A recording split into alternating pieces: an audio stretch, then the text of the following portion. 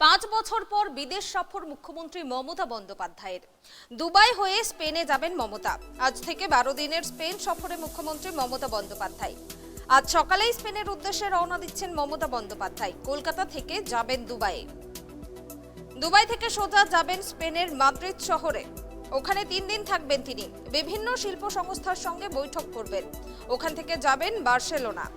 ওখানেও শিল্প সংস্থার সঙ্গে বৈঠক করবেন। মুখ্যমন্ত্রীর সঙ্গে যাচ্ছেন মোহনবাগান ও ইস্টবেঙ্গল ও মোহামেডানের প্রতিনিধিরা। স্পেনের ফুটবল ক্লাবের সঙ্গে বৈঠক করবেন মুখ্যমন্ত্রী ও ক্লাব প্রতিনিধিরা। বার্সেলোনায় থাকবেন 2 থেকে 3 দিন। ওখান থেকে চলে আসবেন পুনরায় দুবাই। দুবাই শিল্প সংস্থাগুলোর সঙ্গে বৈঠক করবেন। 23 সেপ্টেম্বর তিনি কলকাতায় ফিরবেন।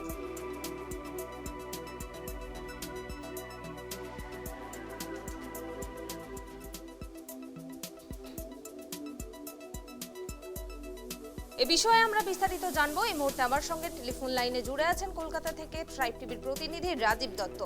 রাজীব, যেমনটা আমরা দেখলাম যে 5 বছর পর মুখ্যমন্ত্রী মমতা বন্দ্যোপাধ্যায় বিদেশ সফরে যাচ্ছেন এবং এই সফরের বিষয়ে কি কি জানা যাচ্ছে?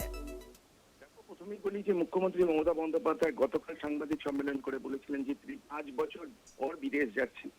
কারণ এর আগে যতবারই তিনি আবেদন করেছেন ততবারই কিন্তু তাকে যাওয়ার অনুমতি দেয়নি কেন্দ্রীয় সরকার। জানো যে এর আগে চীন যাওয়ার কথা তিনি বলেছিলেন, অনুমতি দেওয়া হয়নি। এরকম সিঙ্গাপুর যাওয়ার কথা তিনি লিখেছিলেন, কিন্তু অনুমতি দেওয়া হয়নি। আজকে কিন্তু পুনরায় তিনি বিদেশ গেলেন এবং সেটা গেলেন, তিনি ফিরবেন 23 সেপ্টেম্বর তিনি ফিরবেন। অর্থাৎ প্রায় 11-12 দিন তিনি বিদেশে থাকবেন। আজকে তিনি সোজা 9:45 নাগাদ তার ফ্লাইট, কিছুক্ষণের মধ্যেই তার ফ্লাইট করবে, উড়ে যাবে দুবাইয়ের পথে। এবং সেই দুবাইয়ে তিনি আজকে থাকবেন। কারণ দুবাইয়ে আজকে থাকার কারণটা হচ্ছে কারণ উনি যাবেন স্পেন।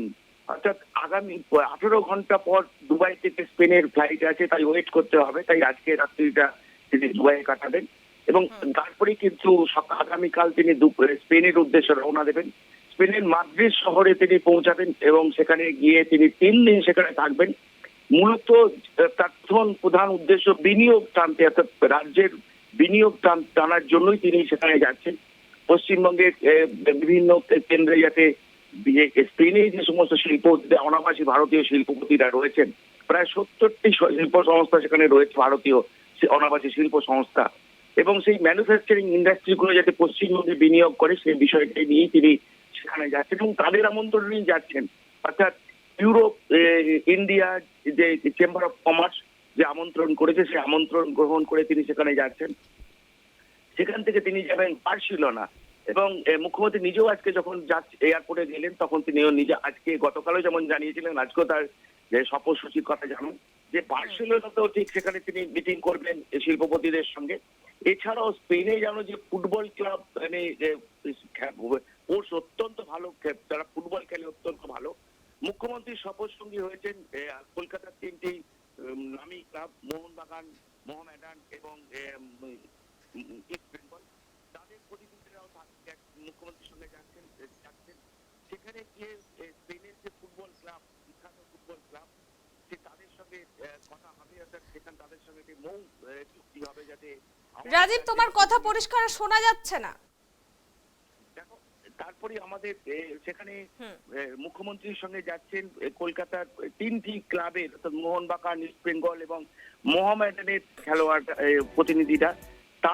তারা মুখ্যমন্ত্রীর সঙ্গে যাচ্ছেন এই কারণেই সেখানে গিয়ে স্পেনের যে ফুটবল ক্লাব, বিখ্যাত ফুটবল ক্লাব, তাদের সঙ্গে বৈঠক হবে। তারা যাতে আমাদের এখানকার ছেলে মেয়েদের প্রশিক্ষণ দেয় সেই বিষয়ে একটি মৌ সাইন হবে মুখ্যমন্ত্রীর উপস্থিতিতে।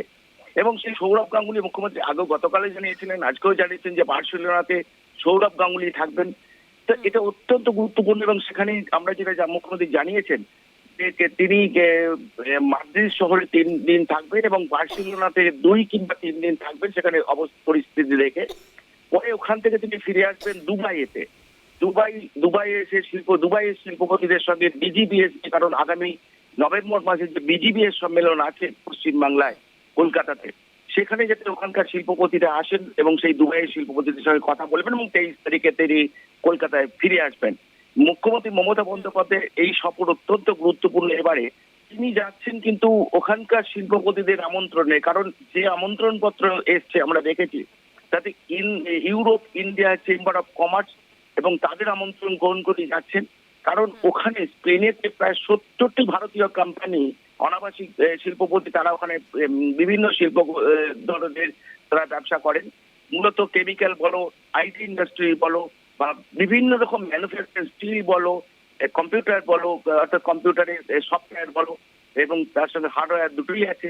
অর্থাৎ এই সমস্ত বিষয়ে ম্যানুফ্যাকচারিং ইন্ডাস্ট্রিগুলো কিন্তু যাতে পশ্চিমবাংলায় বিনিয়োগ করে, সেই বিষয়টাই কিন্তু তিনি ওখানে যাচ্ছেন তাদের আবেদন করতে। কারণ তারাও চান যে পশ্চিমবঙ্গের মুখ্যমন্ত্রী এসে সেখানকার পরিস্থিতি বোঝান, ইনভেস্টমেন্টের কি পরিস্থিতি পরিকাঠামো সেখানে তারা গড়ে তুলেছেন, সেই বিষয়গুলো তারা জানতে চান। সেই কারণেই মুখ্যমন্ত্রীর ওখানে যাওয়ায় এই 11 থেকে 12 দিনের সফর।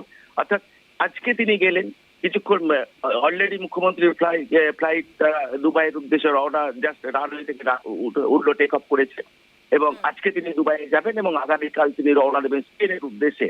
অর্থাৎ এটা অত্যন্ত গুরুত্বপূর্ণ খবর। 5 বছর বাদে মুখ্যমন্ত্রী যাচ্ছেন, যে ইন্ডাস্ট্রি অর্থাৎ বিজনেস, রাজ্যে যাতে বিনিয়োগ আছে, স্পেনের অনাবাসী ভারতীয় শিল্পপতিরা যাতে এই রাজ্যে বিনিয়োগ করে, সেইটাকে উদ্দেশ্য করে এবং তাদের আমন্ত্রণ নিয়ে তিনি যেখানে যাচ্ছেন, তাতে মুখ্যমন্ত্রী আশাবাদী যে অন্তত তিনি এবারে স্পেনের কিছু শিল্পপতি এই রাজ্যে বিনিয়োগ করবে, এবং সেই ইতিবাচক আশ্বাস পাওয়ার পরই কিন্তু তিনি এই সফরে গেলেন।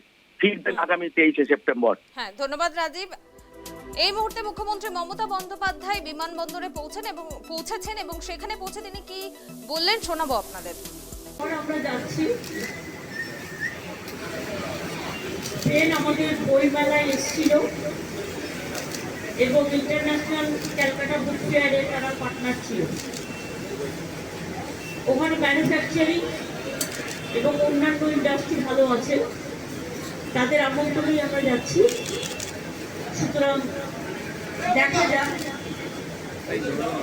কি কি হতে পারে, কারণ বিজনেস সম্মেলন আছে আমাদের এখানে 21, 22, 23।